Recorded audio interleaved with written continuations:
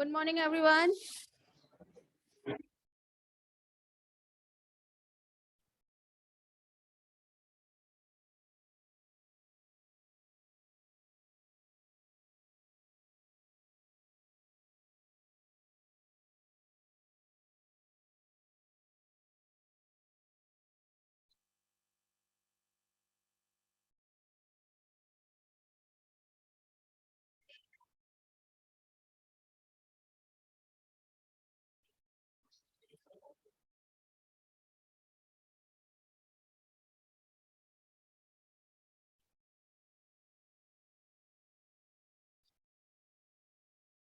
Sure.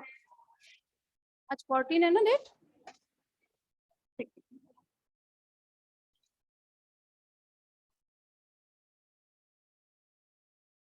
I know पहले ही कर गए थे। हाँ भाई, सेकेंड ईयर। तो कल आप लोगों का क्या कंप्लीट हुआ था? Physiology of digestion. ठीक है, आज से आप लोगों का नया चैप्टर स्टार्ट होगा, या मैं ये कहूँ नया टॉपिक स्टार्ट होगा, that is a circulatory system.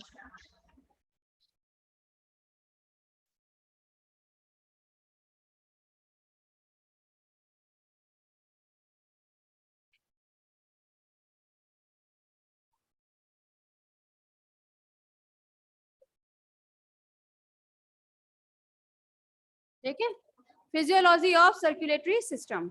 तो सबसे पहले अगर हम लोग बात करें सर्कुलेटरी सिस्टम के, लोग आप लोग जानते हैं सर्कुलेटरी सिस्टम आखिर हमारा होता क्या है, इसमें हमें किस किस चीज की स्टडी करनी है। सिर्फ हार्ट को छोड़ दिया जाए तो बाकी सब आप लोगों को इसमें स्टडी करनी है। ठीक है ना, क्योंकि हार्ट आप लोगों के सिलेबस में नहीं था, इस बार जो होगा देखो। और हार्ट ही से ज्यादा इंपॉर्टेंट होता है, लेकिन एक्चुअली टफ होता है वो, है ना। लेकिन उसको इसीलिए हटाया था क्योंकि 70% करना था ना स्टूडेंट्स के लिए।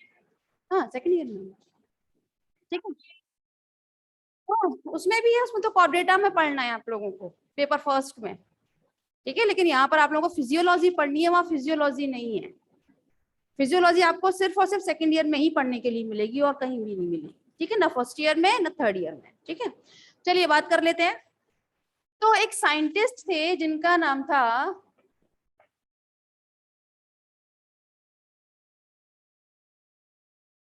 William Harvey. ठीक है, तो विलियम हार्वे ने सबसे पहले किसके बारे में बताया था? Function of heart and circulatory system के बारे में बताया था। ठीक है, तो देखिए पहली खास बात, ये चीज आप नहीं भी करेंगे तो भी चलेगा, लेकिन आप लोगों के टॉपिक में एक्चुअली सर्कुलेटरी सिस्टम है, तो आपको ये बात पता होना चाहिए कि सर्कुलेटरी सिस्टम के बारे में सबसे पहले किसने बताया था। तो सर्कुलेटरी सिस्टम के बारे में किसने बताया था?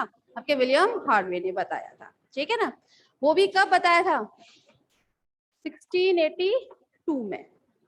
ठीक है, चलिए अगर हम लोग बात करें हमारी सर्कुलेटरी सिस्टम की, ठीक है, तो आप लोग जानते हैं जितने भी वर्टिब्रेट्स, वो भी हायर वर्टिब्रेट्स की अगर हम लोग बात करते हैं, ठीक है ना, तो हायर वर्टिब्रेट्स में दो चीज देखने के लिए मिलती है आपको।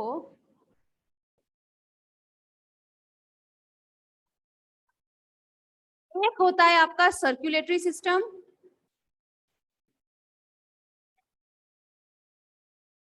या फिर ब्लड वेस्कुलर सिस्टम। ठीक है ना, ब्लड वेस्कुलर सिस्टम भी तो आपका वही हो गया circulatory system. And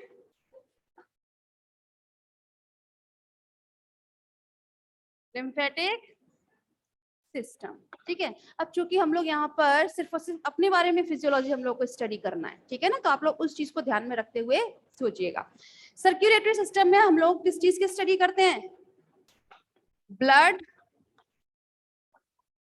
heart and blood vessels. Am I right? ठीक, और लिम्फेटिक सिस्टम में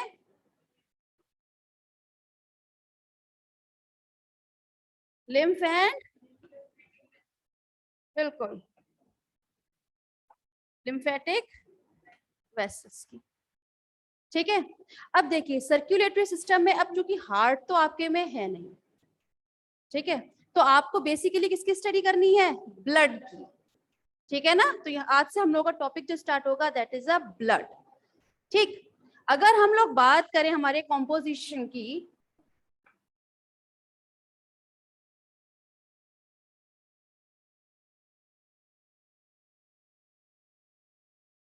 ठीक है, तो कॉम्पोजिशन ऑफ ब्लड की अगर हम लोग बात करते हैं तो ब्लड को हम कितने पार्ट्स में कर सकते हैं?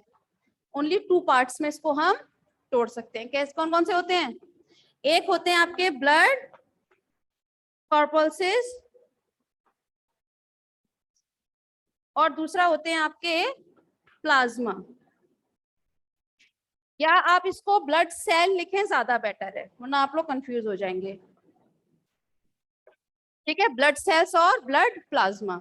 अगर हम लोग बात करें ब्लड सेल्स के बारे में तो कितने, बिल्कुल सही बात, कुछ भी ऐसी चीज नहीं बताई जा रही जो आप लोग फर्स्ट टाइम पढ़ रहे हैं। प्लाज्मा कितना होता है?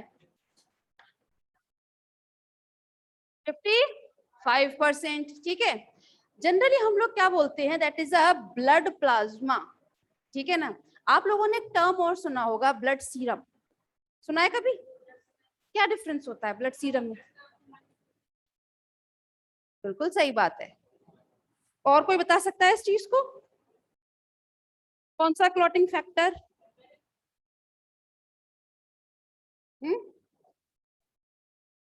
तो होते बहुत सारे हैं, बट इसमें से हम सारे क्लॉटिंग फैक्टर को नहीं हटा सकते ना। बेसिकली हम एक ही क्लॉटिंग फैक्टर की यहाँ पर हम लोग बात करते हैं, जिसको माइनस कर देने से प्लाज्मा में से हमारा क्या बन जाता है? वो सीरम। कौन सा होता है वो क्लॉटिंग फैक्टर? आपने कभी सुना है? फाइब्रिनोजन, है ना। तो फाइब्रिनोजन को अगर हम लोग प्लाज्मा में से हटा देंगे तो किसमें कन्वर्ट हो जाएगा? आपके सीरम में। ठीक है, तो कभी कभी पूछ लिया जाता है कि ब्लड प्लाज्मा और ब्लड सीरम में क्या डिफरेंस है। कम से कम ये बहुत बेसिक चीज है, तो आप लोगों को पता होनी चाहिए। ठीक, चलिए पहले आप लोग उसको लिखिए, फिर हम लोग दोबारा से स्टार्ट करते हैं। लिखिए लिखिए।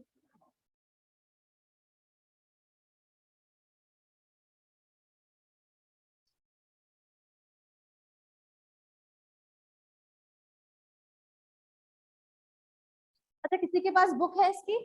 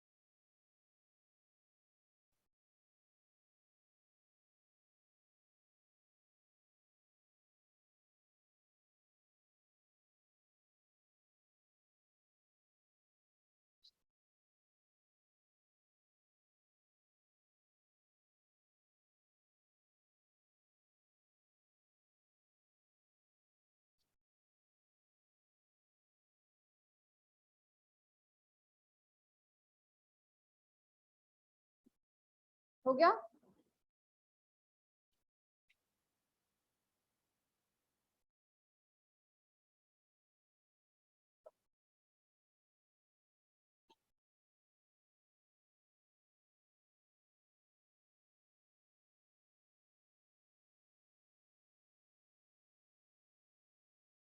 ठीक है, तो एक बार फिर से इसको हम तोड़ लेते हैं।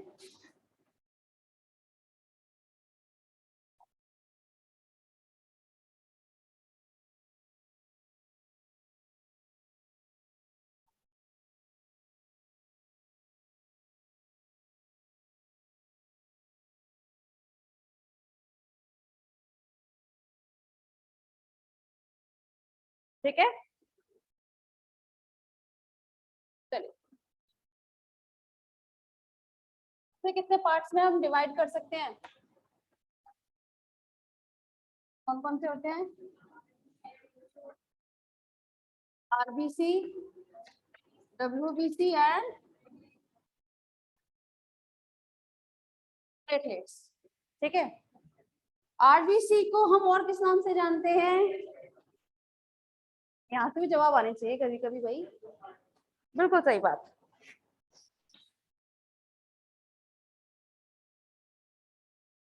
Erythrocyte, WBC,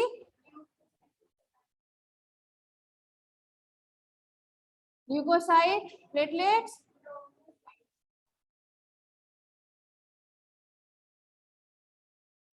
thrombocyte. ठीक है ना, आप बना लीजिएगा, प्रॉपर टाइम दे दिया जाएगा, ऐसा कुछ नहीं मैं बता रही हूँ। देखिए पहली बात तो आप लोगों के जो क्वेश्चन पेपर में आएगा जरूरी नहीं है डब्ल्यूबीसी के नाम से आए, ये तो बहुत बच्चों वाले सवाल हो जाएंगे कि फंक्शन बताएं, डब्ल्यूबीसी के फंक्शन बताएं, इसके फंक्शन बताएं। आपको डायरेक्ट आएगा इरेक्ट्रोसाइट के फंक्शन बताएं, ल्यूकोसाइट के, अदरवाइज थ्रोम्बोसाइट्स के बताएं। ठीक है ना, तो यहाँ अगर हम लोग बात करेंगे पहले हम आरबीसी की। ठीक है, अच्छा एक बात बताएं आप लोग, ये जो उस प्रोसेस को हम क्या कहते हैं जिसमें हमारी ब्लड सेल्स बनती हैं, उस प्रोसेस का नाम बताएं, क्या बोलते हैं? उससे क्या बनेंगी? एरिथ्रोपोइसिस है। सॉरी, मैंने पूछा था, मैंने ये पूछा है कि उस प्रोसेस का नाम बताएं जिससे ये पूरी हो बनती है। हाँ क्या बताएं? हीमोपोइसिस भी वही हो जाता है एक तरीके से, वही हो जाता है। आप लोग ने बुक से पढ़ते हैं ना जब, तो आप वही चीज पढ़ पाते हैं जो बुक में सिर्फ दी हुई है, ये बुक में नहीं दिया होगा। उस प्रोसेस को बताएं जिसमें आपकी आरबीसी भी बनती है, डब्ल्यूबीसी भी बनती है और प्लेटलेट्स भी बनते हैं। आई मीन टू से थ्रोम्बोसाइट्स। हेमाटोपोइसिस, पोइसिस मीन हो जाता है यहाँ पे प्रोसेस, यानी कि उसका बनना।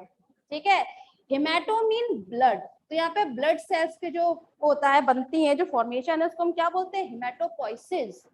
ठीक है ना, जैसे इन्होंने बताया कि आरबीसी के लिए हम क्या यूज करते थे? इरेथ्रोपोइसिस। ठीक है ना, तो इसी तरीके से आप अगर हम बात करें तीनों के लिए कि भाई प्रोसेस का नाम तो एक ही होता है, that is a haematopoiesis. Haematopoiesis. ठीक है, अच्छा एक खास बात और याद रखिएगा क्लास, यहाँ पर दो स्पेलिंग आप लोगों को देखने को मिलेंगी।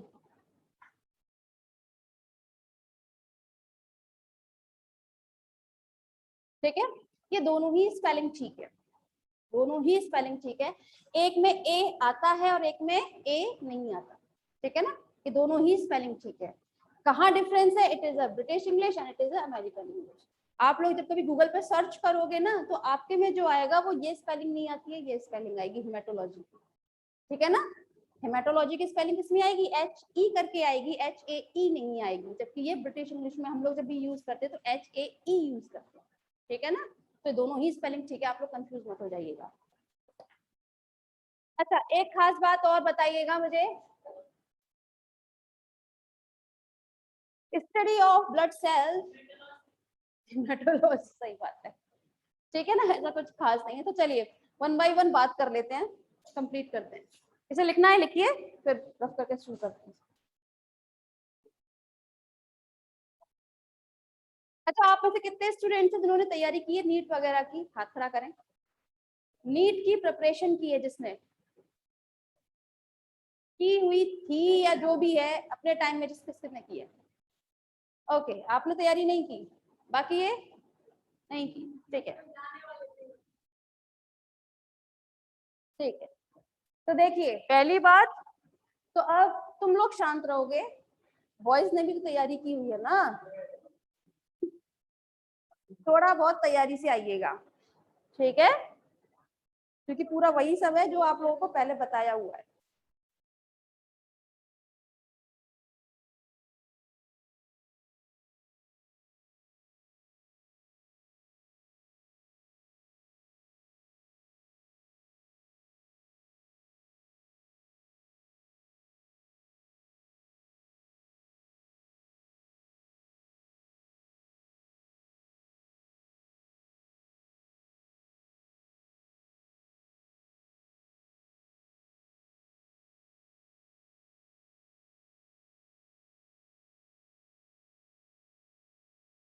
हो गया?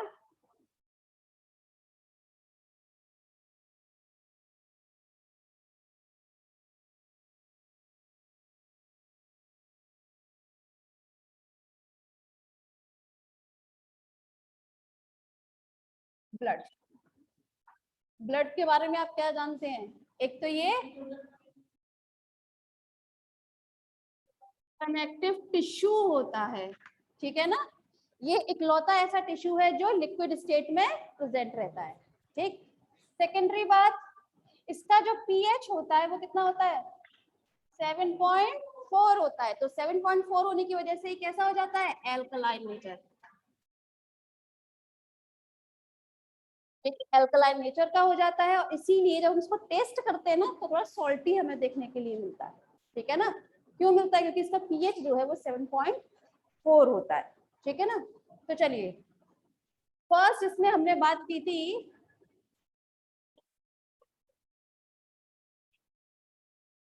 इरेथ्रोसाइट्स, ठीक है ना। तो इरेथ्रोसाइट्स हेडिंग लिखिए और लिखिएगा फर्स्ट नंबर।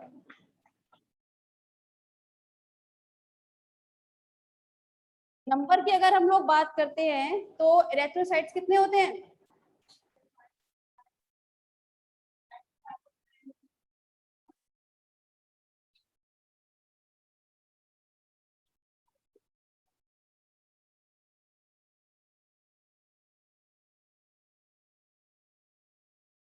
ठीक है, अच्छा, मेरा एक सवाल अभी रहेगा, ठीक है।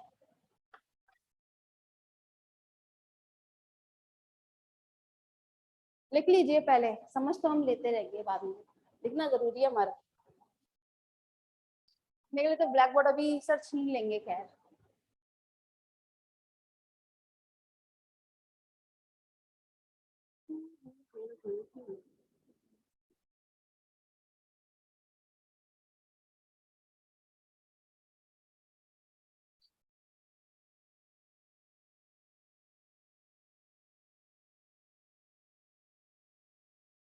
बताएं जरा, लिख लिया? क्लास मैंने सिर्फ ये नंबर लिखे हैं, इसकी यूनिट नहीं लिखी है। यूनिट क्या होती है इसकी?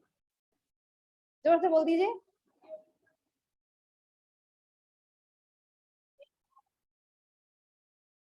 बात सही है, बहुत बहुत बहुत क्लोज है ये, बहुत क्लोज। सिर्फ एक वर्ड मिस कर रहे हैं ये।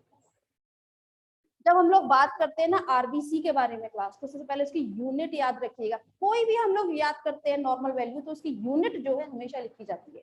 ये हम लोगों को मैथ्स में सिखाया जाता है कि बिना यूनिट के कोई भी आपका जो वो भी आ जाता है ना आंसर, वो इसमें मार्क कट जाते हैं। क्यों? सिर्फ आपने यूनिट नहीं लिखी होती है, ठीक है।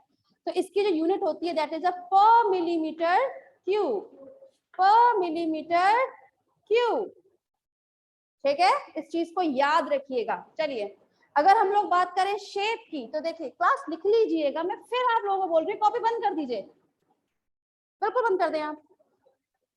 शेप बताएं मुझे जरा, शेप कैसी होती है?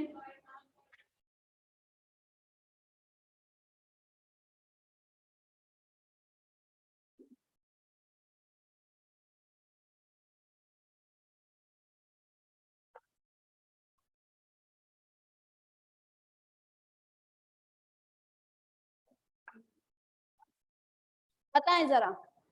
मैंने यहाँ लिखा है कि सभी वर्टिब्रेट्स में किस टाइप का शेप प्रेजेंट रहती है आरबीसी को, मैमल्स को छोड़कर, एक्सेप्ट मैमल। बताएं जरा, सभी में।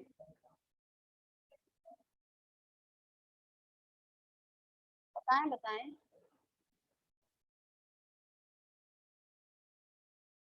दैट इज अ ओवल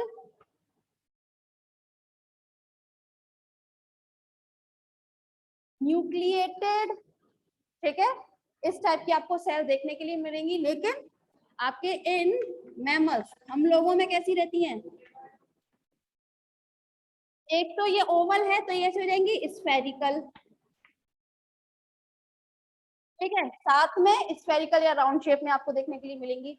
दूसरा, न्यूक्लिएटेड है तो ये कैसे हो जाएंगी? नॉन न्यूक्लिएटेड, ठीक। आपकी सभी में पाई जाती हैं बाई कॉन्वेक्स, हम लोगों में कैसी है, बाई कॉनकेव, इतना तो आप लोग ऑलरेडी जानते हैं, ठीक है। लेकिन एक खास बात याद रखिएगा, जब हम लोग बात करते हैं ना मैमल्स की, तो मैमल्स में हम सब में तो ऐसी प्रेजेंट रहती हैं, लेकिन यहाँ पर कुछ एक्सेप्शनल केसेस भी होते हैं, ठीक है, जिनमें इस टाइप की नहीं पाई जाती। कौन कौन से होते हैं, एक होता है कैमल और एक होता है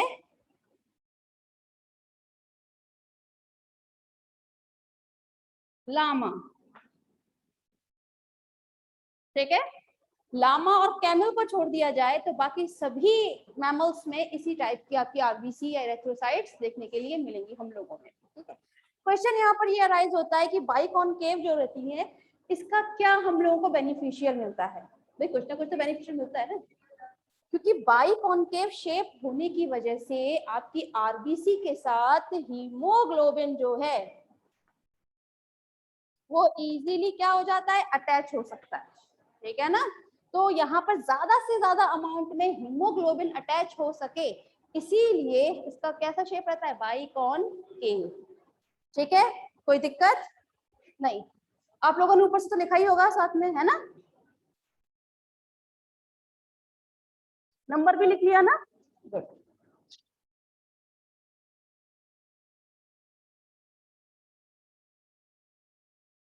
अच्छा, जब हम लोग बात कर रहे हैं यहाँ पर नंबर के बारे में, ठीक है ना, तो किस तरह से काउंट करते हैं हम आरबीसी के लिए, आरबीसी का जो काउंट है आप कैसे पता लगाएंगे,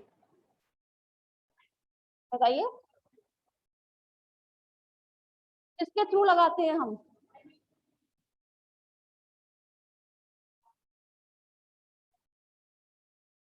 बताए,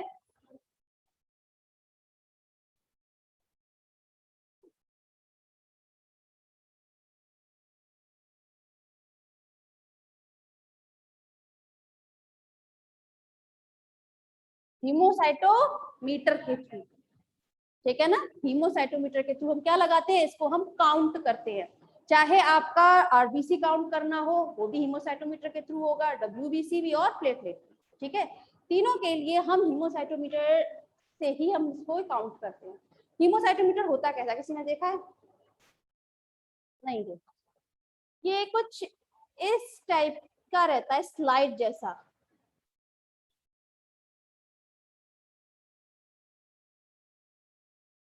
ठीक है ना।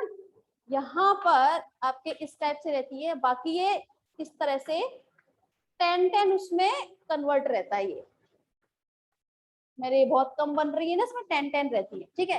फिर हर एक ब्लॉक में भी इस तरह से रहती है, ये समझ में आ रही है। तो हम लोगों को है ना, हर एक ब्लॉक पे जितनी आरबीसी आ जाती हैं, ठीक है, आरबीसी कैसे होती है, जब उनको देखते हैं ना इस तरह दिखती है हमको, हर एक एक लाइन पर आने वाली सब आरबीसी को काउंट करना होता है। काउंट करने का भी एक तरीका होता है कि अगर आपकी लाइन पर है, यहाँ है, आप इजीली इसको काउंट कर सकते हो, ठीक है। लेकिन अगर बिल्कुल मिड पॉइंट पर होती है लाइक दिस, तो आपको इनको लीव करना होता है, छोड़ना पड़ता है साथ साथ, ठीक है। तो हम इसको काउंट करते हैं तो हीमोसाइटोमीटर मेथड के थ्रू करते हैं। पहले थोड़ा सा हम आरबीसी लेंगे या डब्ल्यूबीसी लेंगे, साथ में एक इनका डाइल्यूटिंग फ्लड आता है, डब्ल्यूबीसी के लिए अलग आता है और आरबीसी के लिए अलग आता है, उससे फिर हम ब्लड को थोड़ा सा डाइल्यूट कर लेते हैं। आफ्टर दैट थोड़ा सा आराम से इस तरह शेक करने के बाद उसको फिर हम यहाँ पर सिर्फ 1 ड्रॉप रखते हैं सेंटर में। 1 ड्रॉप रखने के बाद फिर इसके ऊपर एक चौकोर कल इस टाइप से ही चौकोर चौकोर वो आती है इन पर रखने के लिए स्लाइड, ठीक है। तो वो रखते हैं हम, आप लोगों ने देखा होगा जनरली स्लाइड के ऊपर जो एक वो रखने के लिए आती है ना, आपने देखा गोल गोल सी इस टाइप से, देखा है ना, कवर स्लिप, है ना। लेकिन जो कवर स्लिप होती है ना वो जनरली हम लोग राउंड शेप की यूज करते हैं, लेकिन हीमोसाइटोमीटर के लिए आपको चौकोर ही यूज करनी है, इसके लिए अलग ही आती है, इसलिए पूरा हीमोसाइटोमीटर का वो अलग ही रहता है,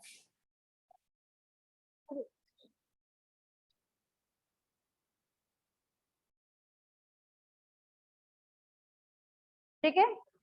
चलिए आप लोग थोड़ा लिख लीजिए चाहे तो इसके बारे में।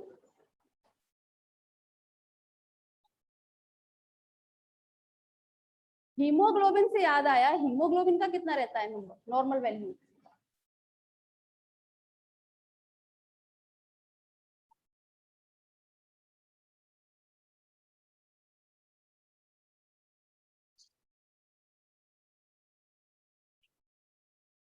कितना होता है हीमोग्लोबिन का नॉर्मल? ये तो सबको पता है, पता है।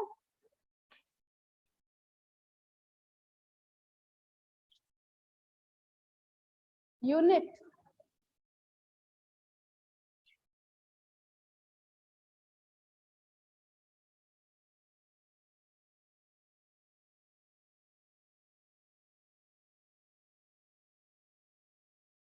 क्या? क्या चीज? इसे लिख लीजिए, ये 1 मार्क्स में पूछी जाती है, इसीलिए आप लोगों को लिखवाई जा रही है जल्दी जल्दी। नीचे लिख लिया ना ये? ठीक है, ये लिख लिया ना? लिखिए।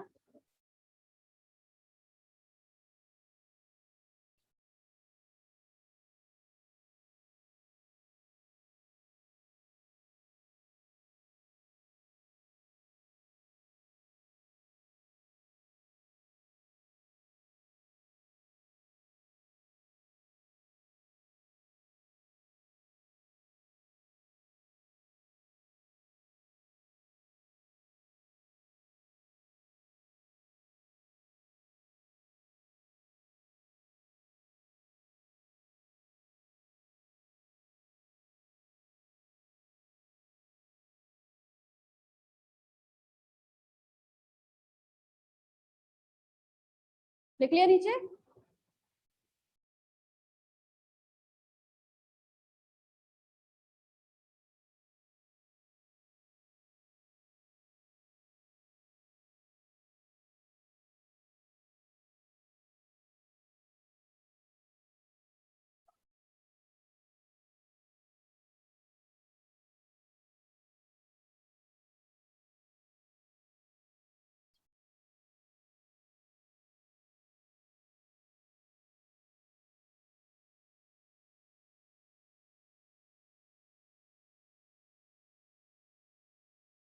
हो गया?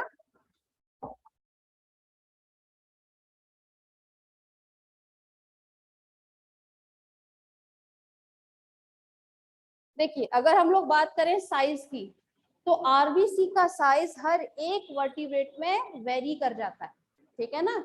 जैसे ह्यूमंस में कितना होता है? 7.5 न्यू, ठीक है। वहीं जो आपका मस्क डियर होता है, उसमें कितना होता है? 2.5 न्यू। ये स्मॉलेस्ट होती है मस्क डियर में, ठीक है।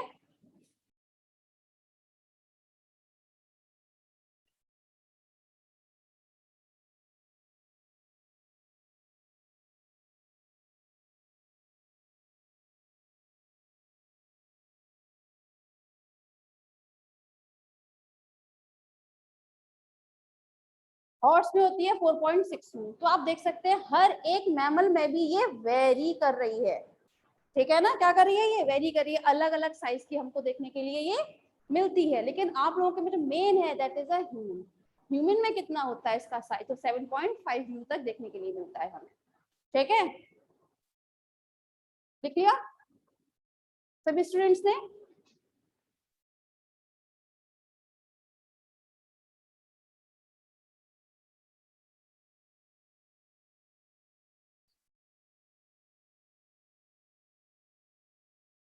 नीचे।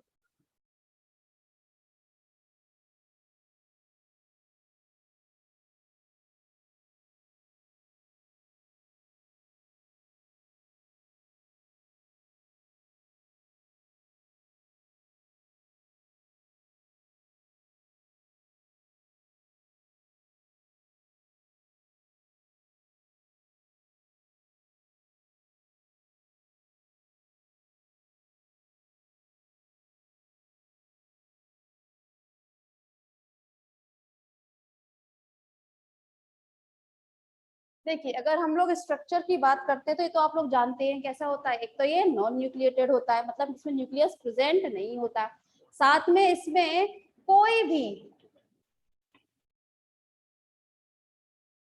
न्यूक्लियस एब्सेंट है। मैं एब्सेंट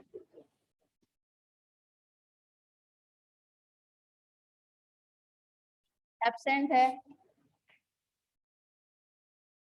सेल ऑर्गेनल लाइक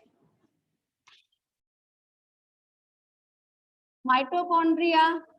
और कौन कौन से जानते हैं आप? हम्म, और और और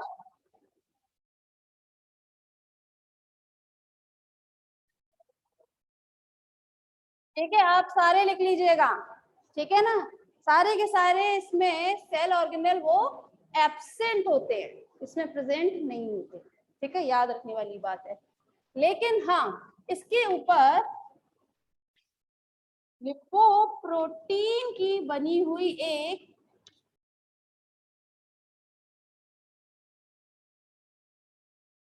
सर सेमी परमिएबल क्या रहती है, मेम्ब्रेन प्रेजेंट रहती है।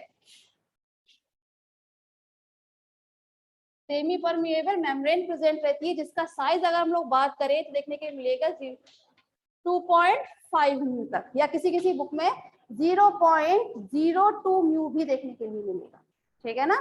तो इतने म्यू तक की क्या रहती है, लिपोप्रोटीन की एक सेमी परमिएबल मेम्ब्रेन प्रेजेंट रहती है, ठीक है। कभी कभी ये सेमी परमिएबल मेम्ब्रेन जो हो जाती है ना, ये रैप्चर हो जाती है। रैप्चर मतलब डिस्ट्रॉय हो जाएगी। इसके डिस्ट्रॉय होते ही क्या चीज बाहर निकल जाएगा आपका, बताएं? हीमोग्लोबिन, ठीक है। ये हीमोग्लोबिन फिर बाहर निकल आया, फिर ये हीमोग्लोबिन कहाँ जाता है, या तो लिवर में जाएगा या फिर स्प्लीन में जाएगा, ठीक है ना।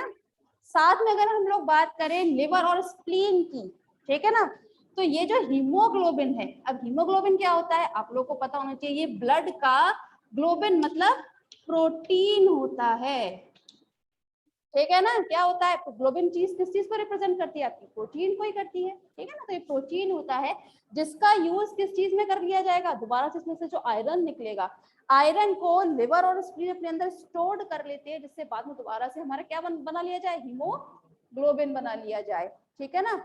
इसी के रैप्चर होने की वजह से आप लोग जानते हैं कि हाँ बाइल पिगमेंट बनते हैं।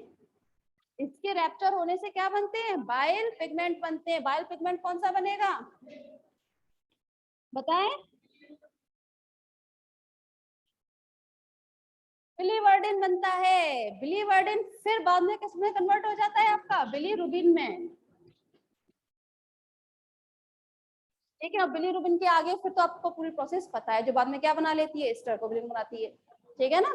तो इस तरीके से आपका जो बाइल पिगमेंट होते हैं वो आपके इसके रैप्चर होने से ही बनते हैं। जब तक ये रैप्चर नहीं होगी ना हमारे इसमें, तब तक इसका आपका बाइल पिगमेंट नहीं बनेंगे। बाइल पिगमेंट फिर बाद में किसके थ्रू, आपके गॉल ब्लैडर के थ्रू बाद में क्या होते रहते हैं, फिर वो सिक्रेट होते रहते हैं, ठीक है ना। कोई दिक्कत, समझ में आया होगा इतना तो, ठीक। चलिए लिखिए, लिखना है लिखिए, तो बताते हैं, तो रफ करते हैं।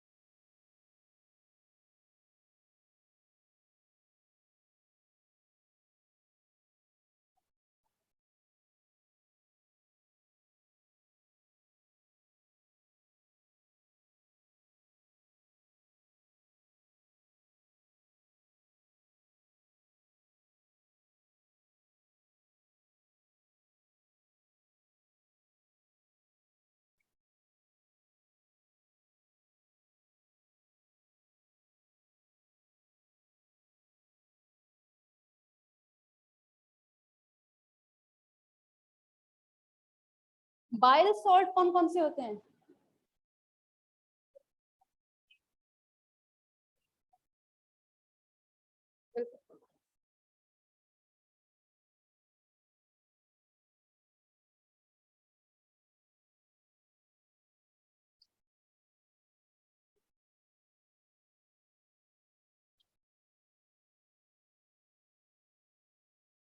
हो गया।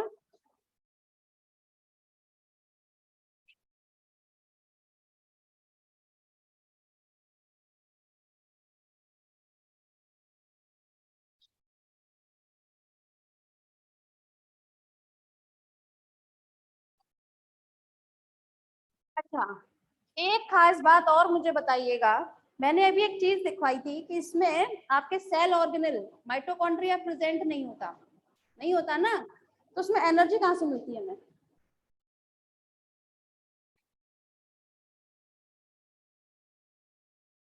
एनर्जी फिर कैसे मिलती है भाई? क्या हमारे ब्लड सेल्स में एनर्जी नहीं होती है? ये अपने शेप को किस तरह से एक ही पर्टिकुलर उसमें बनाए रखते हैं, किसकी वजह से? माइटोकॉन्ड्रिया तो नहीं है। Then, हम्म,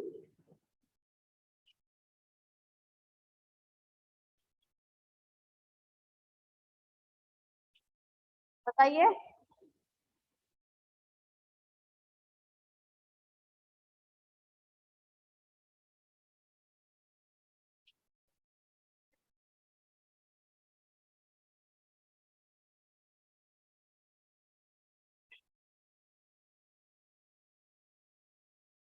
ये मैंने फर्स्ट ईयर में बताया था कि अगर हमारी सेल में आपकी क्रेब साइकिल वगैरह नहीं हो रही है, ठीक है, तो उस दौरान ग्लाइकोलाइसिस वगैरह नहीं होती है, तब क्या होती है कंडीशन? एनएरोबिक कंडीशन चली जाती है। ये मैंने फर्स्ट ईयर में बताया था कि उस वक्त क्या बन जाता है आपका? लैक्टिक एसिड में टूटता है, बताया था। कितने स्टूडेंट्स, तब तो आते ही नहीं थे आप लोग। एक ही लड़का आता था उस वक्त, यशवंत, जो नहीं आ रहा आजकल। ठीक है, तो लैक्टिक एसिड में टूट जाता है यहाँ पे शुगर। ठीक है, शुगर का एनएरोबिक रेस्पिरेशन हो जाता है, किसमें टूट जाता है? ये आपके लैक्टिक एसिड और एनर्जी में। तो यहाँ पर हमारी ब्लड सेल्स को जो एनर्जी मिलती है वो शुगर के एनएरोबिक रेस्पिरेशन के थ्रू मिलती है। ठीक है ना, माइटोकॉन्ड्रिया तो प्रेजेंट नहीं है ना, तो फिर एनर्जी तो उसको रिक्वायरमेंट तो होती है ना। तो इस तरीके से हमको एनर्जी देखने के लिए मिलती है। ठीक है ना, नेक्स्ट हेडिंग लिखिएगा आप लोग।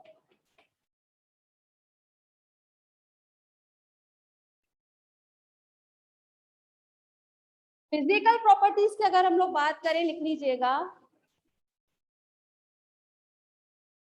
फिजिकल प्रॉपर्टीज की अगर हम लोग बात करें तो आपकी इरेथ्रोसाइट्स जो होती है वो रोलेक्स कंडीशन में देखने के लिए मिलती है।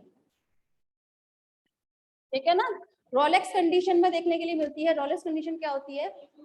बिल्कुल, जैसे सिक्के जमा देते हैं ना, एक के ऊपर एक, एक के ऊपर एक, एक के ऊपर, है ना, तो एक पिलर शेप देखने के लिए मिल जाता है हम लोगों को। ठीक है ना, तो इस टाइप से आपकी क्या चीज देखने के लिए मिलती है? आपके इसकी फिजिकल प्रॉपर्टी ये होती है। ठीक है, रोलेक्स कंडीशन में देखने के लिए होती है। कभी पूछ लिया जाता है रोलेक्स कंडीशन किसकी होती है, तो एरिथ्रोसाइट्स की।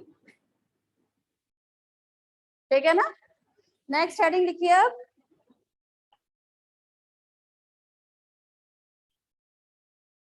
अच्छा, एक खास बात और समझिएगा। अगर इरेथ्रोसाइट किसी भी फॉरेन पार्टिकल, हम मान लेते हैं एंटीबॉडी, ठीक है ना, फॉरेन पार्टिकल का मतलब ये नहीं कोई भी, हम जो इम्यूनोलॉजी में पढ़ते थे वो वाला फॉरेन पार्टिकल नहीं है। फॉरेन पार्टिकल का मतलब है इरेथ्रोसाइट के साथ जो कंबाइन कर सकते, रिएक्शन कर सके। ठीक है ना, हम लोगों ने इम्यूनोलॉजी में पढ़ा नहीं हो ना, एंटीजन एंटीबॉडी रिएक्शन हम लोग पढ़ाते हैं उसमें। ठीक है, तो वहां पर क्या बन जाता है? आपका आरबीसी प्लस एंटीबॉडीज क्या बना लेती हैं जुड़ने के बाद? बताएं ये। हाँ, क्या? हाँ, एग्लूटिनेशन की प्रोसेस हो जाती है। एग्लूटिनेशन कितने स्टूडेंट्स है जो नहीं जानते? ये पूछा जाता है, इम्यूनोलॉजी में भी पूछ लिया जाएगा, वहां पर भी बताया जाएगा। एग्लूटिनेशन की जो प्रोसेस होती है उसमें जब हम लोग एग्जाम्पल सेट करते हैं तो ब्लड ग्रुप का ही किया जाता है, कि ब्लड ग्रुप जब अपने एंटीबॉडी के साथ कंबाइन करती है तब वहां पर हमें क्या चीज देखने के लिए मिलती है? एग्लूटिनेशन। अब क्वेश्चन आता है एग्लूटिनेशन की प्रोसेस क्या होती है, कोई बता सकता है? यहाँ पर अगर हम लोग बात करें इतने छोटे से एरिया में, अगर हम लोग देख रहे हैं, ठीक है, तो यहाँ पर कुछ इस टाइप से ग्रुपिंग हो जाती है आपकी आरबीसी की, ठीक है ना, लाइक दिस।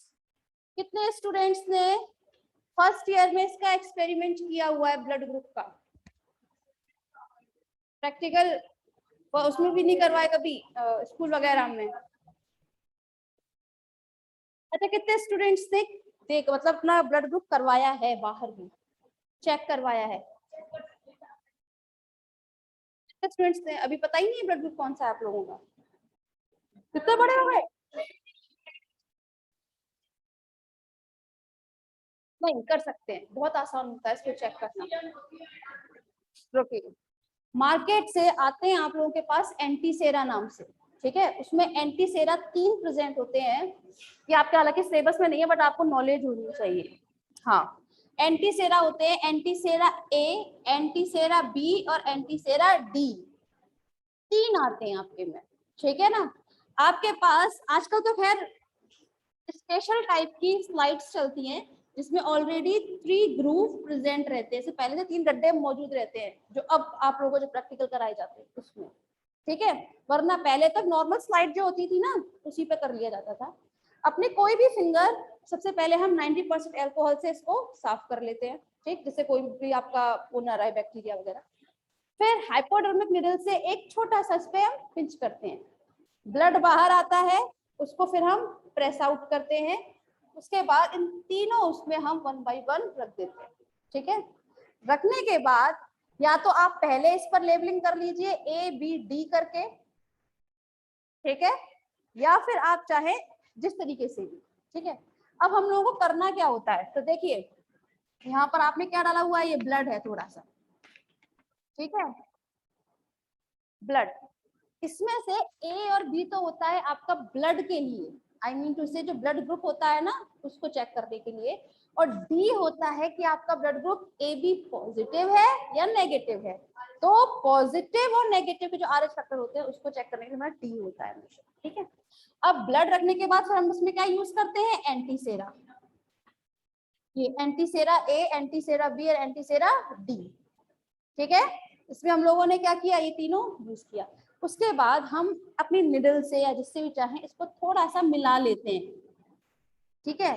बस इस बात का ध्यान रखा जाता है कि हम एक ही से तीनों को ना मिला दें, वरना यहाँ से ब्लड यहाँ भी ट्रांसफर हो जाएगा, इसका ब्लड फिर इससे भी ट्रांसफर हो जाएगा।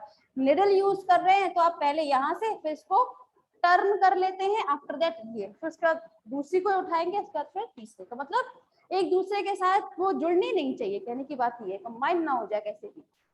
फिर आप लोग देखते हैं कुछ टाइम के बाद, 30 सेकेंड 45 सेकेंड के बाद में, कि यहाँ पे या तो एग्लूटिनेशन की प्रोसेस होगी, जैसे कुछ तो आपका नॉर्मली रह जाएगा इस तरह से, ठीक है, और किसी किसी में ग्रुपिंग हो जाती है, ठीक है। तो जिसमें ग्रुपिंग हो जाए, जैसे अगर यहाँ पर हो रही है बी में हो रही है और एक डी में हो रही है, तो आपका ब्लड ग्रुप हो जाएगा बी पॉजिटिव, ठीक है। अगर हमारा किसी में भी नहीं हो रही है तो हो जाएगा ओ नेगेटिव, नेगेटिव। अगर हो ही जाएगी तो पॉजिटिव ना हो जाएगा वो, ठीक है, तो ओ नेगेटिव हो जाएगी। और अगर तीनों में हो रही है तो ए बी पॉजिटिव। ये चेक करने का एक बेसिक तरीका होता है। इसमें ऐसा होता क्यों, क्योंकि आपने जब ब्लड डाला था ना इसमें से क्या गए थे, एंटीजन गए थे, ठीक है। साथ में आपने क्या चीज यूज कर दिया, एंटीबॉडी। तो एंटीजन एंटीबॉडी रिएक्ट कर गई और यहाँ पे एग्लूटिनेशन की प्रोसेस हो गई। और जैसे ही आपके एग्लूटिनेशन की प्रोसेस होगी तो आप अपना ब्लड ग्रुप इस तरह से पता कर लेते हैं कि कौन सा है, ठीक है। फिर पूछ लिया जाता है, भले करवाए चाहे नहीं, बट कभी कभी पूछ लेते हैं। अब जो एग्जामिनर आएंगे उनको तो पता नहीं ना कि आप लोगों ने किया है कि नहीं किया है, तो थोड़ा बहुत ही सही, भूल भुलाया ऐसा ही सही, थोड़ा बहुत नॉलेज होनी चाहिए बस, ठीक है। चलिए बात कर लेते हैं हम। नेक्स्ट हेडिंग लिखिएगा अब आप, फॉर्मेशन,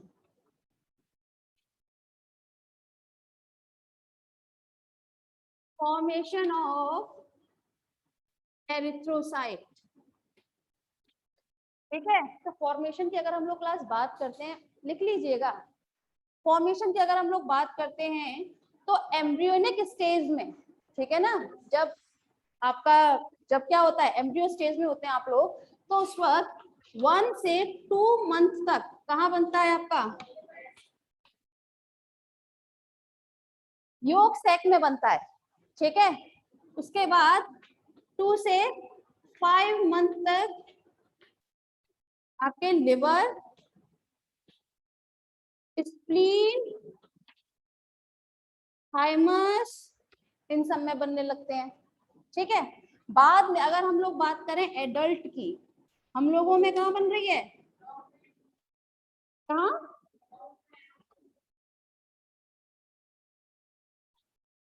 बोन मैरो में बनती है। बोन मैरो कहाँ प्रेजेंट होती है, जहाँ लॉन्ग बोन्स होती हैं, यहाँ बन जाएगी, वर्टिब्रल में बन जाएगी, स्टर्नम में बन जाएगी, गर्डल में बन जाएगी, आपका जो क्रेनियम प्रेजेंट रहता है इसमें भी होती है। अब काफी जगह आपकी बोन मैरो प्रेजेंट होती है, ठीक है ना।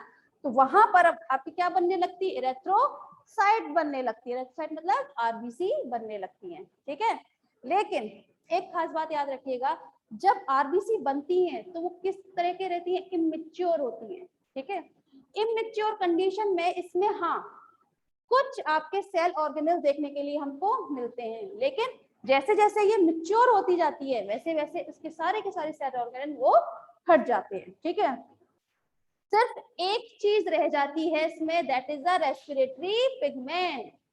क्या रह जाती है, रेस्पिरेटरी पिगमेंट। कौन सा होता है, हीमोग्लोबिन। ये पूछ लिया जाता है रेस्पिरेटरी पिगमेंट कौन सा है हमारी बॉडी में, तो हीमोग्लोबिन है,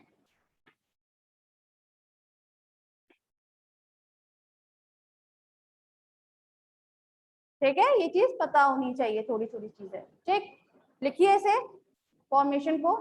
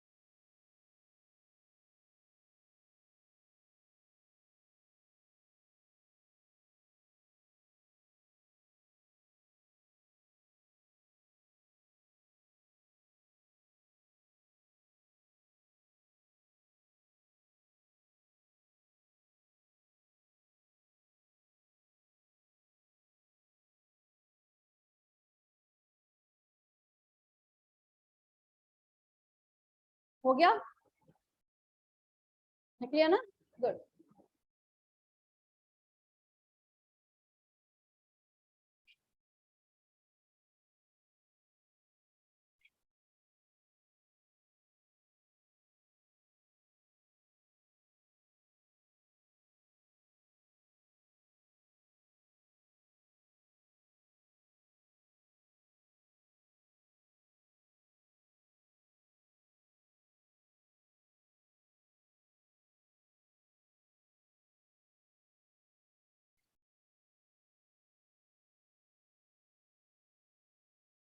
हटा दें हम,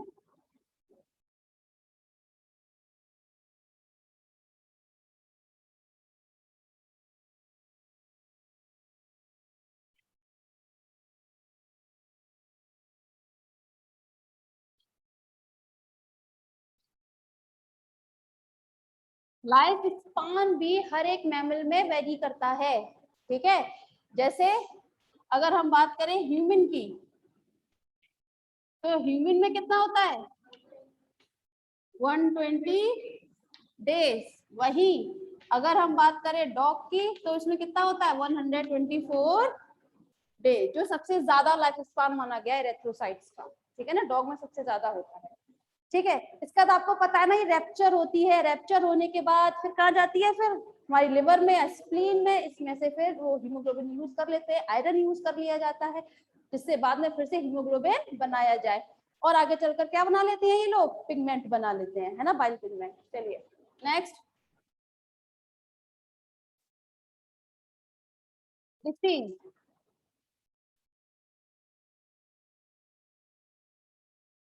ठीक है, डिसीज की अगर हम लोग बात करें तो कौन सी होती है डिसीज, अगर इरेथ्रोसाइट, ठीक है, इरेथ्रोसाइट्स का नॉर्मल वैल्यू से कम हो जाए अगर वैल्यू, ठीक है ना, तो कौन सी हो जाती है, जानते हैं, आप सब जानते हैं भाई, कोई बहुत बड़ी बात नहीं है। आरबीसी का नंबर जैसे ही कम होता है क्या टर्म देते हैं, एनीमिया। अब बताइए ये टर्म आप लोग फर्स्ट टाइम सुन रहे हैं, जानते हैं ना एनीमिया भाई डिजीज कौन सी होती है, जिसमें आपका आरबीसी काउंट जो है वो नॉर्मल वैल्यू से कम हो जाता है। वहीं अगर हम लोग बात करें इरेथ्रोसाइट का नॉर्मल वैल्यू से ज्यादा हो जाए नंबर, तब हम कौन सा बोलते हैं इसको। अच्छा, एक क्वेश्चन यहाँ पे ये भी आता है कि कब देखने के लिए हमको जनरली मिलता है कि इसमें इरेथ्रोसाइट का जो नंबर है वो नॉर्मल वैल्यू थोड़ा सा ज्यादा हो जाए, तो हमें देखने के लिए मिलता है प्रेगनेंसी टाइम में, क्योंकि प्रेगनेंसी टाइम में एक फीमेल को ज्यादा से ज्यादा आरबीसी की जरूरत होती है, क्योंकि वो भाई ब्लड के थ्रू तो भाई बेबी का वो करती है, एम्ब्रियो को किस तरीके से वो करेगी, ठीक, तो वहां पर ज्यादा देखने के लिए मिलती है, तो वहां पर हम एक टर्म देते हैं, दैट इज अ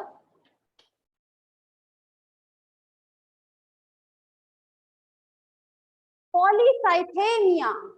ठीक है, पॉलीसाइथेमिया कंडीशन क्या होती है, जिसमें आरबीसी काउंट जो है वो नॉर्मल वैल्यू से ज्यादा हो जाएगा, ठीक है ना, तो वहां पर हम क्या टर्म दे देते हैं, पॉलीसाइथेमिया। ठीक है, चलिए फिर आज के लिए बस इतना ही, लिखिए इसको फिर बताते हैं।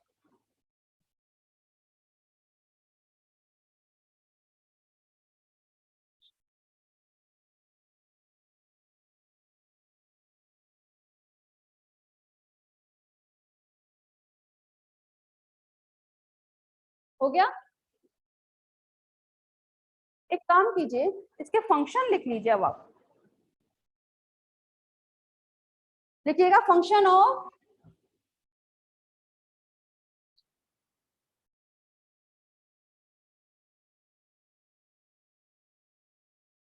फंक्शन ऑफ ब्लड, या आरबीसी लिख लीजिएगा। इसको फर्स्ट पॉइंट फंक्शन पे लिखवाई देते हैं, transportation of oxygen,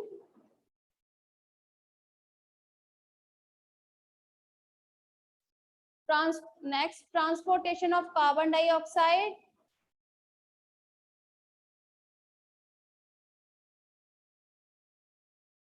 regulation of body temperature, transportation of carbon dioxide, regulation of body temperature,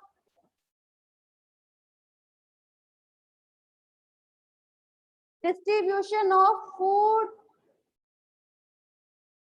distribution of food, transmission of hormones।